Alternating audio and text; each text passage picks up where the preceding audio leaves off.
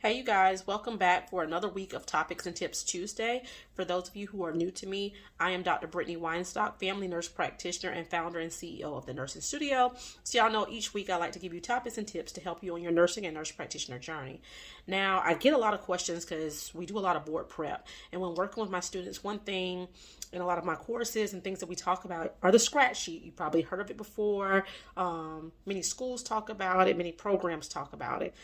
I've done this for years, and I did it myself when I was preparing.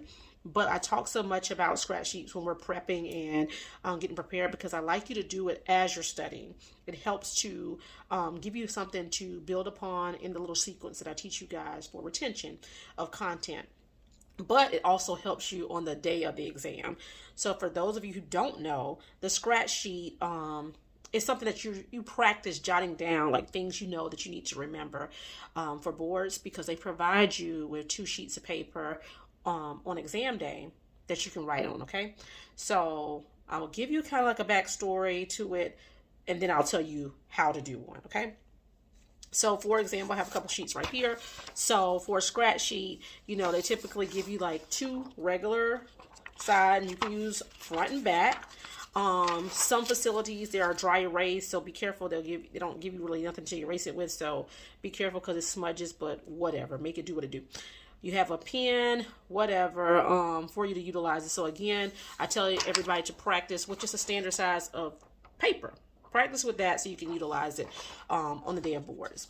Now, the way that I talk about it is because people often ask me, well, what do you put on yours?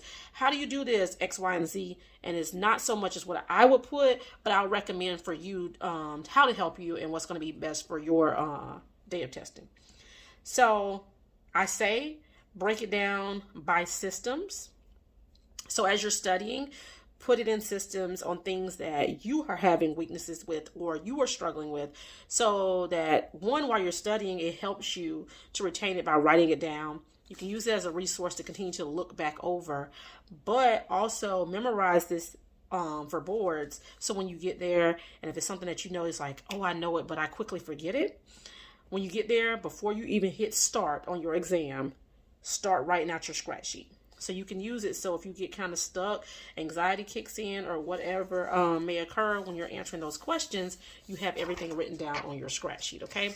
So let's get into what to do with the scratch sheet, all right?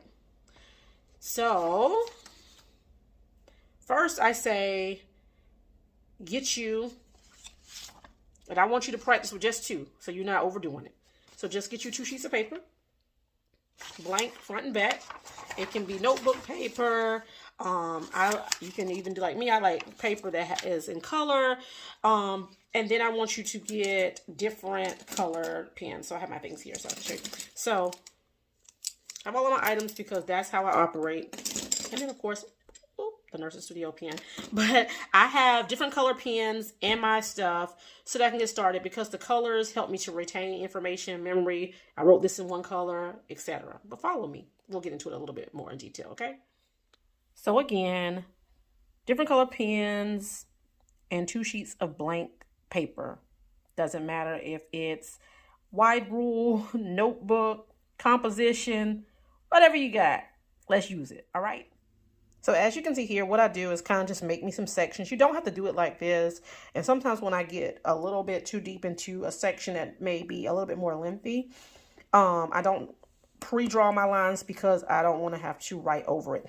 But I do this to kind of make me write in smaller sections, so it's not, so I'm not writing too big or overutilizing the space, because this is all they're going to give you on boards, okay? So I start with that, and so in those areas, I start to kind of pick colors, okay?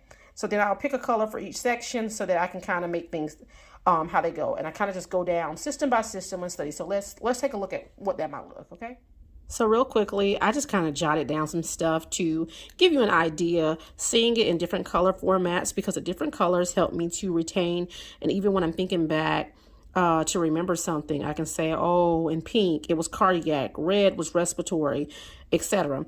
But also, people stress on the point of what to put in these specific categories as you go system by system.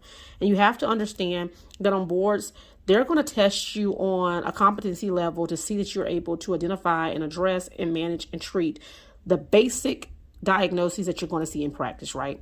So you got to think in that manner. Think on the way they're testing you. So in cardiology, you know that you need to know how to manage somebody with hypertension. You need to know the murmurs. You need to know about congestive heart failure. With anemias, you need to know the anemias. With respiratory, you need to know COPD. You need to know asthma. Those stepwise approach. The SAMAs, the SABAs, the LABAs, the LAMAs, the pneumonia treatments, endocrine. You know you're going to need to know diabetic management, Somogy versus Dawn phenomenon. So if you struggle with those things, put it on your scratch sheet. Practice it as you're studying each system by system so that you're able to actually look at this as a resource to study, but also to help you on boards.